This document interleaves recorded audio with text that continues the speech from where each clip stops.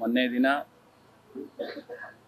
ಉಗ್ರಗಾಮಿಗಳ ಅಟ್ಟಹಾಸಕ್ಕೆ ಪ್ರಾಣ ತೆತ್ತಂತ ದೇಶಬಂಧುಗಳ ಆತ್ಮಕ್ಕೆ ಚಿರಶಾಂತಿಯನ್ನು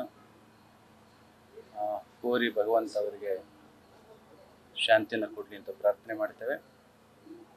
ಭಾರತದ ಸಾರ್ವಭೌಮತ್ವದ ಒಂದು ಪ್ರಶ್ನೆ ಅಂತ ನಾವು ಭಾವಿಸ್ತೇವೆ. ನಾಗರಿಕ ಸಮಾಜದಲ್ಲಿ ಎಲ್ಲಿಯೂ ಕೂಡ ಇಂತಹ ಕೃತ್ಯ ಯಾವ ಕಾಲಕ್ಕೂ ಯಾವ ಕಾರಣಕ್ಕೂ ನಡಿಬಾರದು ಅಂತಕ್ಕಂಥದ್ದು ನಮ್ಮ ಆಗ್ರಹ ಇದಾಗಿದೆ.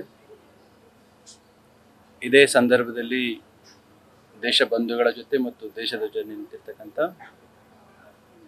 ಜಗತ್ತಿನ ಹಲವಾರು ದೇಶಗಳ ಬೆಂಬಲಕ್ಕೆ ಮತ್ತು ಪ್ರತಿಕ್ರಿಯೆಗೆ ಧನ್ಯವಾದಗಳನ್ನು ಹೇಳಿ, ಮೃತರ ಕುಟುಂಬಗಳಿಗೆ ನಾವು ಸಾಂತ್ವನವನ್ನು ಕೋರೋದ್ರ ಜೊತೆಯಲ್ಲಿ ಸದಾಕಾಲ ಸಮಸ್ತ ದೇಶಬಂಧುಗಳು ಆ ಎಲ್ಲ ಕುಟುಂಬಗಳ ಜೊತೆ ಇರ್ತೇವೆ ಅಂತಕ್ಕಂಥ ಒಂದು ಭರವಸೆ ಒಂದು ಕಡೆ, ಮತ್ತು I am damn sure that our country is going to act befittingly at this heinous act of this terrorism. Our country is quite strong enough to give a befitting answer for the act which is done by this heinous terrorism.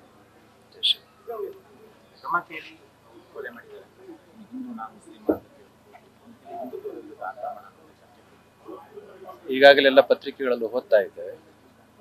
ನಮ್ಮ ಶಿವಮೊಗ್ಗದ ಆ ತಾಯಿಯನ್ನು ಕೇಳಿ, ಧರ್ಮವನ್ನು ಕೇಳಿ ಆಕ್ರಮಣ ಮಾಡಿರ್ತಕ್ಕಂಥದ್ದು ನೋಡಿದರೆ it is quite clear against whom they have attacked. News first ನಿರ್ಭೀತಿಯಿಂದ ನಿಮ್ಮ ಪರವಾಗಿ.